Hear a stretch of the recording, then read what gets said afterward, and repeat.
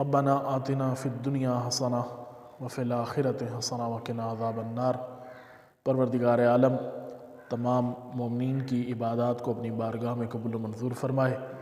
اللہ تعالیٰ تمام مریضوں کو صحت کاملہ و عاجلہ نصیب فرمائے۔ اللہ تعالیٰ تمام مومنین کی مشکلات پریشانیوں کو دور فرمائے۔ روز جمعہ روز تقویٰ ہے، اور تقویٰ دستور الہی ہے، منشور الہی ہے، جس کے مطابق ہر انسان نے اور خصوصاً انسان مومن نے اس منشور کے مطابق اپنی زندگی گزارنی ہے۔ اس منشور کو کیوں اپنانا ہے؟ کیونکہ یہ خدا خالق بھی ہے، مالک بھی ہے، رازق بھی ہے، قادر بھی ہے، قدوس بھی ہے، رحمان بھی ہے، رحیم بھی ہے۔ یہی خالق ہے اس دنیا کا، یہی خالق ہے اس انسان کا، یہی اللہ خالق ہے تمام مخلوقات کا۔ جو اللہ تمام مخلوقات کا خالق ہے، یہی اللہ حق رکھتا ہے کہ انسان کے لیے منشور بھی ترتیب دے، انسان کے لیے آئین بھی بنائے، اور انسان کا بھی فریضہ ہے کہ جس سے رزق حاصل کر رہا ہے، جس کی قدرت میں زندگی گزار رہا ہے، جس کی رحمت حاصل کر رہا ہے، جس سے برکتیں وصول کر رہا ہے، اس کے آئین اور منشور پر زندگی بھی گزارے۔ صرف رزق لیتا رہے، رحمتیں وصول کرتا رہے، برکتیں وصول کرتا رہے اور آئین پر عمل نہ کرے، یہ انسان ظالم انسان ہے۔ لیکن حقیقت یہ ہے کہ اللہ جب کسی مومن کو، کسی انسان کو، کسی بھی انسان کو جب رزق عطا کرتا ہے تو یہ نہیں دیکھتا کہ یہ مومن ہے، یہ مسلمان ہے، یہ کافر ہے، یہ ہندو ہے، یہ عیسائی ہے، یہ کون ہے۔ وہ یہ دیکھتا ہے کہ یہ میرا بندہ ہے، یہ میری مخلوق ہے، وہ اس کو عطا کرتا ہے، رحمتیں بھی دیتا ہے، رزق بھی بے بہا رزق عطا فرماتا ہے، من حیث لا یحتسب رزق عطا فرماتا ہے۔ گنہگار ہے تو بھی اس کو رزق دے رہا ہے، اعمال صالحہ بجا لا رہا ہے تو بھی اس کو رزق دے رہا ہے۔ توجہ ہے یا نہیں ہے؟ تمام انسانیت کو اللہ پال رہا ہے، رزق دے رہا ہے، اپنی رحمتیں عطا کر رہا ہے، برکتیں دے رہا ہے، ان کی دعاؤں کو سن رہا ہے۔ یہ انسان کا حق بنتا ہے کہ جب اللہ سے رزق لے رہا ہے، اللہ کی رحمتوں کو وصول کر رہا ہے، اللہ سے برکتیں لے رہا ہے، وہ رحمان اور رحیم کی امید رکھتا ہے، اس سے رحمت کی امید رکھتا ہے، تو اس کے آئین پر عمل بھی کرے۔ یہ ایک وفادار انسان کی علامت ہے کہ اگر کوئی شخص آپ پر احسان کرے تو احسان کا بدلہ احسان ہے۔ اللہ انسان پر احسان کر رہا ہے، اب انسان بدلے پہ اللہ پر احسان نہیں کر سکتا، لیکن اس کی پیروی کر سکتا ہے۔ انسان جتنی عبادات کر لے، اللہ پر احسان نہیں کر رہا یہ، لیکن اللہ کی عبادت کر کے اللہ کو راضی کر سکتا ہے، اللہ کی رضا کو حاصل کر سکتا ہے۔ پروردگار عالم ہمیں اللہ کی رضا کے مطابق زندگی گزارنے کی توفیق عطا فرمائے۔ قرآن مجید کی سورہ صف کی آیات آپ کی خدمت میں عرض ہو رہی تھیں۔ آیہ نمبر 8 میں اللہ تعالیٰ فرماتا ہے، بسم اللہ الرحمن الرحیم، یریدون لیطفئوا نور اللہ بافواہہم۔ بہت اہم آیات ہے اور کلی لحاظ سے پورے دین کا احاطہ کر رہی ہے۔ اللہ تعالیٰ فرماتا ہے، یریدون لیطفئوا نور اللہ بافواہہم۔ کافر، مشرک، دشمنان خدا یہ ارادہ رکھتے ہیں کہ وہ اللہ کے نور کو اپنے منہ کی پھونکوں سے بجھا دے۔ کافر، مشرک اور دشمنان خدا، دشمنان دین کیا ارادہ رکھتے ہیں؟ کہ وہ اپنی پھونکوں سے نور خدا کو بجھا دیں، اس چراغ کو بجھا دیں، وہ بجھانا چاہتے ہیں۔ واللہ متم نورہ، لیکن اللہ اپنا نور مکمل کر کے رہے گا۔ یہ جتنی کوشش کر لیں اللہ کے نور کو مٹا نہیں سکتے، اللہ کے نور کو بجھا نہیں سکتے۔ واللہ متم نورہ، اللہ اپنے نور کو کامل کرے گا۔ وَلَوْ كَرِهَ الْكَافِرُونَ، اگرچہ یہ بات کافرین کے لیے ناگوار ہے، ناپسندیدہ ہے ان کے لیے، لیکن اللہ اپنے نور کو کامل کرے گا۔ اللہ اپنے نور کو کامل کرے گا اور اس کو روشن ہی رکھے گا، بے شک یہ کافر جتنے حربے اپنانا چاہیں اپنا لیں۔ یہ حدیث، یہ قرآن مجید کی آیت، یہ آج کے زمانے میں ہم کیسے عمل کر سکتے ہیں کہ دنیا اس ٹائم ظلم کے اوج پر پہنچ چکی ہے، اور دنیا دین کو، جو دین کے دشمنان ہیں وہ چاہتے ہیں دین کو مٹا دیں، قرآن مٹ جائے، مسلمان مٹ جائیں، جیسا اسرائیل کر رہا ہے، امریکہ کر رہا ہے، مسلمانوں پر ظلم ڈھا رہا ہے۔ تو وہ تو یہی چاہتے ہیں مسلمان اس دنیا میں رہی ہی نہ، مسلمانوں کو مار دیا جائے، دین باقی نہ رہے، دین پر عمل کرنے والا کوئی نہ ہو۔ لیکن اللہ کیا کہہ رہا ہے کہ تم دین کو مٹانا چاہتے ہو، واللہ متم نورہ، تم مٹا نہیں سکتے، اللہ اپنے دین کو محفوظ رکھے گا، اللہ اپنے نور کو قائم رکھے گا۔ تم چاہے جتنی کوشش کر لو، تمہاری کوششیں یہ رائے گاں ہیں اور منہ سے نکالی ہوئی اس پھونک کی طرح ہیں۔ پھونک کیا کر سکتی؟ کچھ بھی نہیں کر سکتی۔ پھونک کسی چراغ کو بجھا سکتی ہے لیکن اللہ کے نور کو نہیں بجھا سکتی۔ اللہ کے نور کو پھونکوں سے نہیں بجھایا جا سکتا، اللہ کا نور قائم ہو کے رہے گا۔ خدا کیا فرماتا ہے؟ واللہ متم نورہ ولو کرہ الکافرون، اگرچہ یہ بات کافرین کے لیے ناگوار ہے۔ پھر فرمایا هو الذی ارسل رسولہ بالہدی ودین الحق لیظہرہ علی الدین کلہ ولو کرہ المشرکون۔ یہ بھی ایک اہم آیت ہے۔ اللہ تعالیٰ فرماتا ہے هو الذی ارسل رسولہ بالہدی، وہی خدا ہے جس نے تمہاری طرف رسول بھیجا، جس نے تمہاری طرف رسول بھیجا، نبی بھیجا۔ رسولہ بالہدی ودین الحق، رسول بھیجا کس چیز کے ساتھ؟ ہدایت دے کر بھیجا رسول کو اور دین حق دے کر بھیجا رسول کو۔ آپ کی طرف رسول بھیجا دو چیزوں کے ساتھ، ایک وہ رسول ہدایت لے کر آئے اور دوسرا دین حق لے کر آپ کی طرف آئے۔ لیظہرہ علی الدین کلہ ولو کرہ المشرکون، تاکہ وہ اس دین کے ذریعے، اس ہدایت کے ذریعے تمام ادیان پر غلبہ حاصل کر لیں۔ رسول کس لیے بھیجا؟ ان کو ہدایت اور دین حق کیوں دے کر بھیجا؟ تاکہ وہ تمام ادیان پر غلبہ حاصل کریں، غالب آ جائیں۔ وَلَوْ كَرِهَ الْمُشْرِكُونَ، اگرچہ یہ بات مشرکین کے لیے ناگوار ہے۔ اب آپ دیکھیں کہ امام زمانہ علیہ الصلوۃ والسلام، صلوات پڑھیں محمد و آل محمد کی ذات پر، اللہم صلی علی محمد و آل محمد۔ اللہ تعالیٰ نے رسول اکرم کو دین حق اور ہدایت دے کر بھیجا، اور اسی دین حق اور ہدایت کی حفاظت کے لیے ائمہ آئے، امیر المومنین حضرت علی ابن ابی طالب سے لے کر امام زمانہ تک۔ اس وقت امام زمانہ پردہ غیب میں ہیں اور ہمارے 12ویں امام ہیں، لیکن سوال یہ ہے کہ اللہ کہہ رہا ہے کہ اللہ اپنے دین کو تمام ادیان پر غالب کرے گا۔ سوال یہ ہے کہ 1400 سال گزر گئے رسول اکرم کی رحلت کو، اب تک دین غالب کیوں نہیں ہوا؟ سوال ہے یا نہیں ہے؟ اس سے پہلے بھی تو 1,24,000 انبیاء آئے، ٹھیک ہے، رسول اکرم آئے، ائمہ آئے، اب تک دین غالب کیوں نہیں ہوا؟ اور کب ہونا ہے دین نے غالب؟ اللہ فرماتا ہے کہ اللہ دین کو غالب کرے گا۔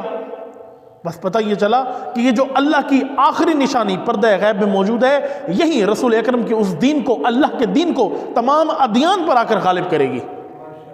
کون سی ہستی، کون سی شخصیت؟ امام زمانہ عجل اللہ فرجہ الشریف۔ پروردگار عالم ہمیں امام کے اعوان و انصار میں شمار فرمائے۔ امام زمانہ آئیں گے اس دنیا میں دین حق کو، ہدایت کو، اللہ کے دین کو، رسول اللہ کے دین کو، امیر المومنین کے دین کو، جناب سیدہ کے دین کو تمام ادیان پر غلبہ دیں گے، اور یہ حقیقت ہے، یہ بات حقیقت ہے، اور یہ احادیث میں آیا ہوا ہے۔ احادیث میں آیا ہے کہ جب امام زمانہ ظہور کریں گے دنیا میں ظلم اپنے اوج پر ہوگا، دنیا ظلم اور جور سے پر ہوگی، ویسے ہی امام زمانہ آئیں گے اور اس دنیا کو عدل اور انصاف سے پر کر دیں گے۔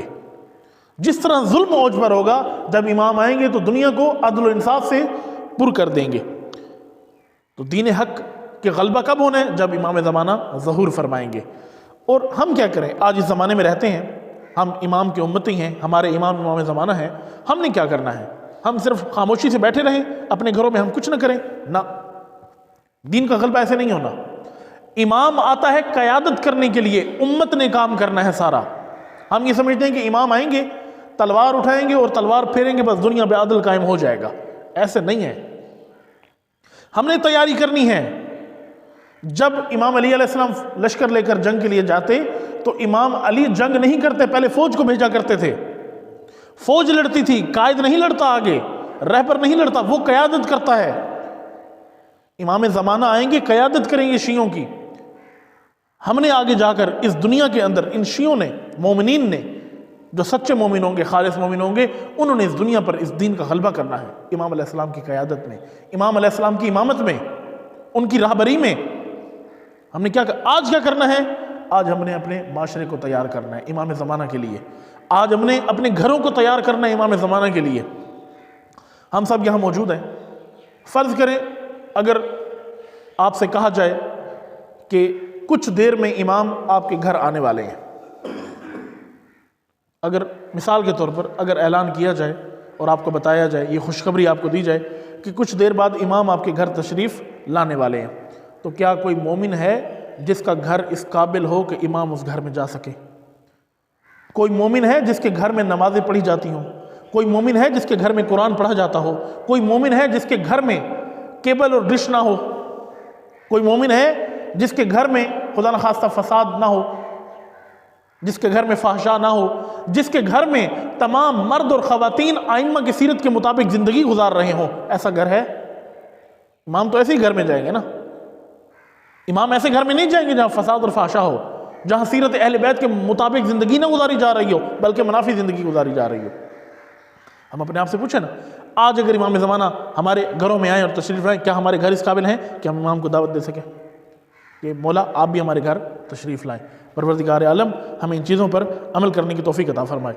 اگلی آیت میں اہم آیت ہے، آخری آیت آج کے اس خطبے کے لیے. اللہ تعالیٰ فرماتا ہے آیت نمبر 10 میں، سورہ صف آیت نمبر 10 میں اللہ تعالیٰ فرماتا ہے یا ایھا الذین آمنوا هل ادلکم علی تجارۃ تنجیکم من عذاب علیم. بہت خوبصورت آیت ہے.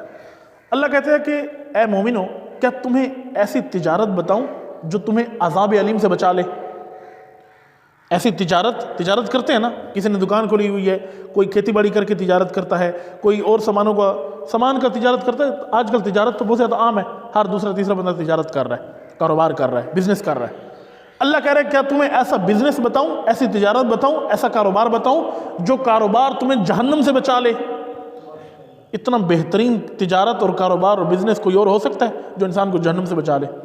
اللہ کیا کہہ رہا ہے، تمہیں کوئی ایسا بزنس بتاتا ہوں، ایسا کاروبار بتاتا ہوں، ایسی تجارت بتاتا ہوں جو تجارت، جو کاروبار، جو بزنس تمہیں جہنم سے بچا لے گا.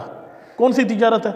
خود فرما دیا اللہ نے، فرمایا تؤمنون باللہ ورسولہ. کون سی تجارت؟ اللہ پر کامل ایمان لے آؤ، اس کے رسول پر کامل ایمان لے آؤ. وَتُجَاهِدُونَ فِي سَبِيلِ اللَّهِ بِأَمْوَالِكُمْ وَأَنفُسِكُمْ. اللہ پر ایمان لے آؤ، اس کے رسول پر ایمان لے آؤ اور جہاد کرو اللہ کی راہ میں اپنے مال سے، اپنی جانوں سے. اپنی مال اور جانوں سے اللہ کی راہ میں جہاد کرو. اللہ پر کامل ایمان لے آؤ، رسول اللہ پر کامل ایمان لے آؤ. یہ ایسا کاروبار ہے، یہ ایسی تجارت ہے، یہ ایسا بزنس ہے جو تمہیں جہنم سے بچا لے گا. اللہ کیا فرماتا ہے؟ هل ادلکم علی تجارۃ تنجیکم من عذاب علیم. کیا ایسی تجارت بتاؤں جو تمہیں عذاب جہنم سے بچا لے؟ کون سی ہے تجارت؟ تؤمنون باللہ ورسولہ، اللہ پر اس کے رسول پر ایمان لے آؤ. وَتُجَاهِدُونَ فِي سَبِيلِ اللَّهِ بِأَمْوَالِكُمْ وَأَنفُسِكُمْ. اپنی جان اور مال کے ساتھ راہ خدا میں کود پڑو. آپ دیکھیں کربلا میں امام حسین علیہ السلام نے یہی کام کیا. وہ تجارت کی اور کامیاب تجارت کی، اپنا مال بھی راہ خدا میں دے دیا، اپنی جان بھی راہ خدا میں دے دی، اور صرف اپنی ہی نہیں، اپنے بچوں کی جانیں بھی دے دی، اپنے بیٹوں کی جانیں بھی راہ خدا میں عطا کر دی، فدا کر دی، قربان کر دی. یہ عظیم قربانی امام حسین علیہ السلام کی اس آیت کا مصداق بنتی ہے. کیا ہے کوئی مومن جو امام حسین کی سیرت پر عمل کرے، اپنا مال راہ خدا میں پیش کرے؟ آج اگر کسی کو کہا جائے کہ 50 روپے مسجد کے لیے چندہ دے دو، اس کا منہ بگڑ جاتا، اس کا چہرہ دیکھیں نا، چہرہ بگڑ جاتا اس کا کہ 50 روپے مانگنے آ گیا میرے سے. اگر اس کے دروازے پر کوئی فقیر آ جائے، کوئی مسکین آ جائے، اس کو بھگا دیتا ہے. یہ واقعہ آپ نے سن رکھا ہوگا، قرآن مجید میں بھی اس کے بارے میں ہے وَيُطْعِمُونَ الطَّعَامَ عَلَى حُبِّهِ. یہ پوری آیت ہے، اس کے پیچھے ایک واقعہ ہے. امیر المومنین نے اور جناب سیدہ نے 3 دن مسلسل روزہ رکھا. توجہ ہے یا نہیں؟ 3 دن مسلسل روزہ رکھا. پہلے دن روزہ رکھا، افطاری کا وقت آیا تو دروازے پر مسکین آ گیا، افطاری کا سارا سامان اٹھا کر دے دیا. دروازے پر مسکین آیا اور افطاری کا سارا سامان اٹھا کر دے دیا. دوسرے دن پھر روزہ رکھا، مولا علی نے بھی روزہ رکھا اور جناب سیدہ دونوں نے روزہ رکھا. افطاری کا وقت آیا، شام کے ٹائم دیکھا فقیر آ گیا دروازے پر، پھر سارے افطاری کا سامان اٹھا کے فقیر کو دے دیا. اور آپ کو پتہ ہونا چاہیے کہ امیر المومنین اور جناب سیدہ کی افطاری کس چیز سے ہوتی تھی؟ کبھی یا دودھ ہوتا تھا تھوڑا سا، یا چند کھجوریں، یا تھوڑا سا نمک. یہ افطاری تھی. کائنات کی عظیم شخصیات کی افطاری یہ تھی۔ تیسرے دن پھر روزہ رکھا، دروازے پر اسیر آ گیا، قیدی آ گیا، اس نے طلب کیا، ہاتھ پھیلایا، امیر المومنین نے سارا سامان اٹھا کر افطاری کا دے دیا۔ 3 دن روزہ رکھا۔ ہم روزہ رکھتے ہیں نا رمضان میں، جس کو توفیق ہوتی ہے وہ روزہ رکھتا ہے، افطاری کا وقت آتا ہے، ہمارے دسترخوان پہ 10 یوں چیزیں پڑی ہوتی ہیں، میٹھا الگ ہوتا ہے، روٹی الگ ہوتی ہے، سالن الگ ہوتا ہے، چاول الگ ہوتے ہیں، پکوڑے الگ، سموسے الگ، کھجور الگ، شربت الگ، 10 یوں چیزیں ہوتی ہیں۔ اگر اسی افطاری کے ٹائم پہ اگر آپ کے دروازے پر کوئی بھیک مانگنے والا آ جائے اور کہے کہ میں بھوکا ہوں مجھے کھانا کھلاؤ، ادھر سے آپ نے روزہ رکھا ہوا تھا، آپ کو بھی بھوک لگی ہوئی ہے، ادھر سے وہ بھکاری آ گیا، اس کو بھی بھوک لگی ہوئی ہے، تو ہم کیا کرتے ہیں؟ اس کو بھگاتے ہیں، نکلو ادھر سے، ہمیں کھانے دو، سارا دن روزہ رکھا ہے، تم تو روزہ بھی نہیں رکھتے ہو، تم نے تو روزہ بھی نہیں رکھا، ہم نے تو روزہ رکھا ہے، سارا دن بھوکے رہے ہیں، نہیں دیتے کھانا۔ کتنی عظیم ہستیاں ہیں یہ۔ جناب سیدہ امیر المومنین 3 دن روزہ رکھا، افطاری کے ٹائم پہ 3 دفعہ مسکین آیا، فقیر آیا، اسیر آیا، سارا کھانا اٹھا کر دے دیا۔ یہ ہے وہ عظمت کا خاندان، یہ ہے وہ فضیلت کا خاندان، یہ ہے وہ امامت کے چاند اور ستارے جو تمام انسانیت کے لیے اسوہ ہیں۔ ہمیں سیکھنا چاہیے۔ اللہ کیا فرماتا ہے؟ وَتُجَاهِدُونَ فِي سَبِيلِ اللَّهِ بِأَمْوَالِكُمْ وَأَنفُسِكُمْ، اللہ کی راہ میں جہاد کرو، مال کے ساتھ اور جانوں کے ساتھ۔ جان نہیں دے سکتے نہ دو، اپنا مال تو راہ خدا میں دے سکتے ہو، جو کچھ ہے تمہارے پاس وہ کس کا دیا ہوا ہے؟ اللہ کا دیا ہوا ہے نا، تمہارا اپنا تو نہیں ہے، تو جو اللہ نے دیا ہے وہ اللہ کی راہ میں کیوں نہیں دیتے ہو؟ پروردگار عالم ہمیں ان آیات پر عمل کرنے کی توفیق عطا فرمائے۔ یہ ایام فاطمیہ کے ایام تھے، اور ان میں پچھلے جمعے میں نے عرض کیا تھا کہ اس جمعے میں آپ کی خدمت میں جناب سیدہ کے فضائل کے حوالے سے کچھ عرض کروں گا۔ ٹائم ختم ہو گیا، صرف 2 حدیثیں چھوٹی چھوٹی جناب سیدہ کی فضیلت کے حوالے سے پیش کر دیتا ہوں۔ رسول اللہ فرماتے ہیں بسم اللہ الرحمن الرحیم، رسول اللہ فرماتے ہیں من احب فاطمہ ابنتی فہو فی الجنت معی ومن ابغضها فہو فی النار۔ رسول اللہ فرماتے ہیں جو شخص میری بیٹی فاطمہ سے محبت رکھتا ہے، الفت رکھتا ہے، فہو فی الجنت معی، وہ جنت میں میرا ساتھی ہوگا، وہ جنت میں میرے ساتھ ہوگا۔ وَمَنْ أَبْغَضَهَا فَهُوَ فِي النَّارِ، جو سیدہ سے، جو جناب سیدہ سے بغض رکھتا ہے، نفرت کرتا ہے، اس کا ٹھکانہ جہنم ہوگا۔ یہ مقام ہے جناب سیدہ کا، جو محبت کرتا ہے رسول اللہ کے ساتھ جنت میں ہوگا۔ دوسری حدیث میں رسول اکرم فرماتے ہیں ان فاطمہ بضعۃ منی، فاطمہ میرے جسم کا ٹکڑا ہے، میرے جگر کا ٹکڑا ہے فاطمہ۔ وَهِيَ نُورُ عَيْنِي، فاطمہ میری آنکھوں کی ٹھنڈک ہے، میری آنکھوں کا نور ہے فاطمہ۔ وَثَمَرَةُ فُؤَادِي، اور میرے دل کا چین ہے فاطمہ۔ یہ عظمت ہے جناب سیدہ کی۔ پروردگار عالم ہمیں جناب سیدہ کی معرفت نصیب فرمائے اور ان تمام باتوں پر عمل کرنے کی توفیق عطا فرمائے۔ بسم اللہ الرحمن